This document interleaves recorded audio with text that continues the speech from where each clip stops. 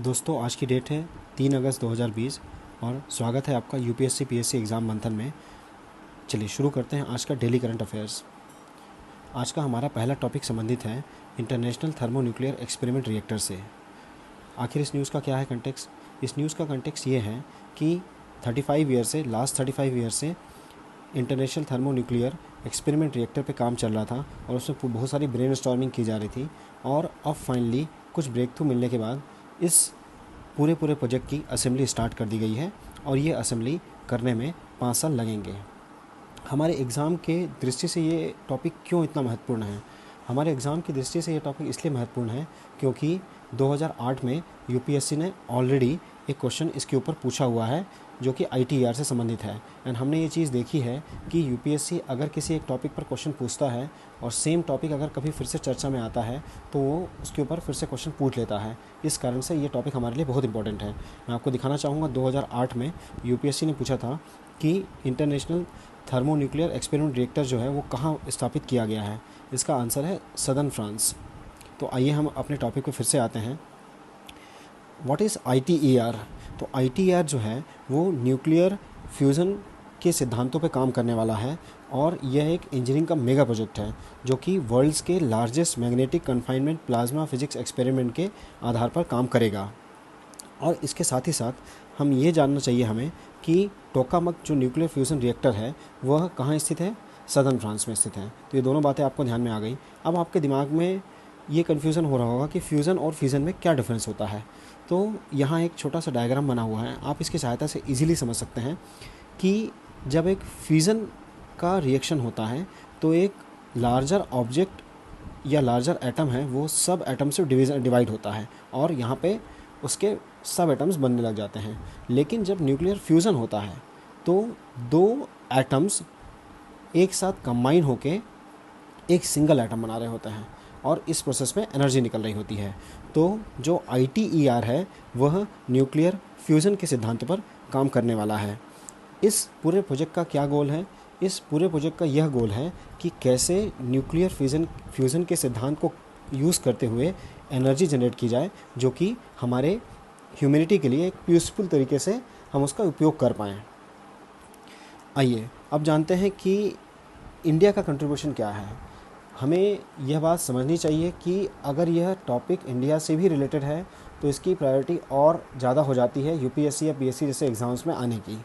तो इंडिया ने इसमें इस पूरे सिस्टम में आईटीईआर में एक cryogenic and the cryo distribution system यहाँ पे तैयार किया है जो कि एक ऑक्सिलरी हीटिंग डिवाइसेस है वो भी इसने बनाई है और मल्टी मेगावाट पावर सप्लाई भी इंडिया ने वहाँ पे दी है, इंडिया के साइंटिस्ट ने वहाँ बना के दी है। तो आखिर क्रायो स्टेट होता क्या है? क्रायो स्टेट एक ऐसी अवस्था होती है जिसमें किसी पदार्थ को बहुत ही न्यूनतम टेम्परेचर पे रखा जाता है, मे बी 337 डिग्री -337 डिग्री पे यूजुअली इसको रखा जाता है। लेकिन हो सकता है यहाँ पे और भी उससे कम डिग्री में यहाँ पे रखा जाए क्योंकि जब न्यूक्लियर फ्यूज़न हो रहा होता है तो ऑलमोस्ट 16 लाख डिग्री टेम्परेचर यहाँ पे जनरेट होता है जो कि अपने आप में बहुत ह्यूज है। और इसके साथ में अगर हम देखें कि अदर कंट्रीज़ का क्या कंट्रीब्यूशन है तो इस पूरे एक्सपेरिमेंट में यूरोपियन यूनियन ने सबसे अधिक कंट्रीब्यूशन दिया है जो कि ऑलमोस्ट 45.6% है। एवं इसके साथ में अगर देखें कि China, Japan, south Korea, Russia, USA ये सभी लोगों ने 9.1% कंट्रीब्यूशन अपना किया है। तो आपको ये कंट्रीज़ भी याद रखनी चाहिए कि China, Japan, south Korea, Russia और यूएसए और इंडिया, ये 6 कंट्रीज़ यहाँ पे इन्वॉल्व है। चलिए अगले हमारा न्यूज़ का टॉपिक है ग्रामोदय विकास योजना। क्या है इस न्यूज़ का कंटेक्स्ट? इस न्यूज़ का कंटेक्स्ट यह है कि एमएसएमई मिनिस्ट्री ने एक प्रोग्राम को अप्रूवल दिया है जो कि अगरबत्ती बनाने वाले जो आर्टिशंस हैं उनको हेल्प करेगा और यह पूरा अप्रूवल दिया गया है ग्रामोदय विकास योजना के थ्रू। चलिए जानते हैं कि इसमें की पॉइंट्स क्या हैं। इनिशियली यह जो ग्रामोदय विकास योजना है वह 4 प्रोजेक्ट्स के फॉर्म में स्टार्ट होने वाली थी जिसमें से एक एरिया था नॉर्थ ईस्ट जो पार्ट है वो वाला, वहाँ पे डेवलपमेंट बहुत कम हुआ है और ऐसी स्कीम्स लाके गवर्नमेंट वहाँ के लोगों का विकास करना चाह रही है। तो क्या किया जाएगा इस पूरी स्कीम में? इस पूरी स्कीम में 50 ऑटोमेटिक अगरबत्ती मेकिंग मशीन्स को प्रोवाइड किया जाएगा और 10 मिक्सिंग मशीन्स को वहाँ प्रोवाइड किया जाएगा किसानों को इन द सेंस कि जो एमएसएमई सेक्टर में जो लाभार्थी हैं उनको। तो जैसे स्व सहायता समूह हो गए और ऐसी जो छोटी छोटी कोऑपरेटिव सोसाइटीज़ हो गई, उनको ये फैसिलिटीज़ वहाँ प्रोवाइड की जाएगी ताकि वो स्वयं ही आत्मनिर्भर बनने की तरफ अग्रसर हो सकें। और इस पूरे स्कीम्स को कौन इम्प्लीमेंट कर रहा है? तो खादी एवं ग्रामोदय इंडस्ट्रीज़ कमीशन जो है ये इसे इम्प्लीमेंट कर रहा है। अगर हम देखा जाए तो इसका सिग्निफिकेंस क्या होगा? इस पूरे प्रोजेक्ट का सिग्निफिकेंस यही होगा कि लोग वहाँ पे आत्मनिर्भर बन पाएंगे और उनको एक सस्टेनेबल जो है एम्प्लॉयमेंट जो है वो वहाँ पे जनरेट हो पाएगा। आप इसे मेंस के आंसर राइटिंग में भी कहीं यूज़ कर सकते हैं कि ग्रामोदय विकास योजना के थ्रू ऐसी कोई स्कीम चलाई गई है। चलिए अगले टॉपिक पे चलते हैं। अगला टॉपिक रिलेटेड है कॉन्ट्रैक्शन इन कोर सेक्टर इंडस्ट्रीज़। ये टॉपिक बहुत इंपॉर्टेंट है और अगर प्रीवियस ईयर क्वेश्चंस देखे जाएं यूपीएससी प्रीलिम्स के, तो ऑलमोस्ट 7 to 8 टाइम्स इस टॉपिक के ऊपर क्वेश्चन पूछा जा चुका है। तो अभी का जो इस न्यूज़ का कंटेक्स्ट है वो यही है कि लास्ट ईयर के कंपैरिजन में अभी कोर सेक्टर का जो कंट्रीब्यूशन है वो 15% कम हुआ है। हमें इस टॉपिक से क्या सीखना चाहिए, ये एक हमारे लिए इम्पॉर्टेंट चीज़ है। हमें सबसे पहले तो ये सीखना चाहिए कि कितनी कोर इंडस्ट्रीज़ होती हैं, सेकंड कि आईआईपी में इनका कंट्रीब्यूशन कितना है, और उसके साथ में साथ किसी अगर एक स्पेसिफिक इंडस्ट्री में आउटपुट बढ़ा है या कम हुआ है वो हमें समझना चाहिए, और किस इंडस्ट्री का कितना वेटेज है। तो आप ये सारी इन्फॉर्मेशन आपको इस टॉपिक से अपन सीखेंगे यहाँ पे। तो अगर देखा जाए तो 8 जो कोर इंडस्ट्रीज़ है वो है coal, crude oil, natural gas, refinery product, fertiliser, steel और सीमेंट और इलेक्ट्रिसिटी। और जो 8 कोर इंडस्ट्रीज़ है इनका आईआईपी में contribution, index of industrial production में कंट्रीब्यूशन है 40.27 का। फर्टिलाइज़र इंडस्ट्री ही एक ऐसी इंडस्ट्री थी जिसने की ग्रोथ शो करी है as compare to last year. तो इसके अलावा सारी जितनी भी इंडस्ट्रीज थी उन सब में कॉन्ट्रैक्शन मिला है।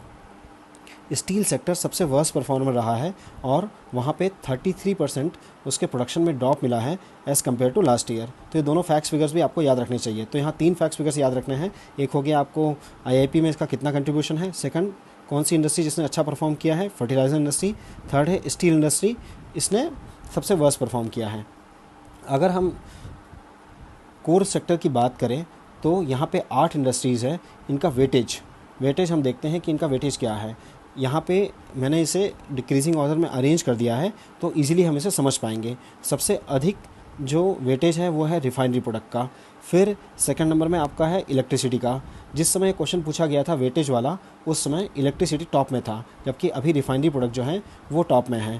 थर्ड है स्टील, फोर्थ है आपका कोल। तो आपको ये क्रोनोलॉजी याद होनी चाहिए ताकि आप इजीली एलिमिनेट आउट कर पाएँ कि कौन सी इंडस्ट्री का कितना परसेंटेज ऑफ शेयर वहाँ पे है।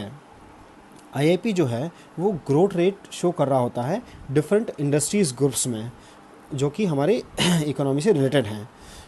अब ये बात आती है कि आईआईपी को कौन पब्लिश करता है और इसका बेस ईयर क्या होता है। तो बेस ईयर 2011-12 है और इसे कौन प्रोड्यूस करता है, तो national statistical office, ministry of statistics and the programme implementation, ये एजेंसी है इसे पब्लिश कर रही होती है आईआईपी डेटा को। और इसे 2 ब्रॉड कैटेगरीज में डिवाइड किया गया है, एक तो ब्रॉड सेक्टर और यूज़ बेस्ड सेक्टर्स। इन दोनों सेक्टर्स को कैटेगरिकली इसमें इन्वॉल्व किया जाता है।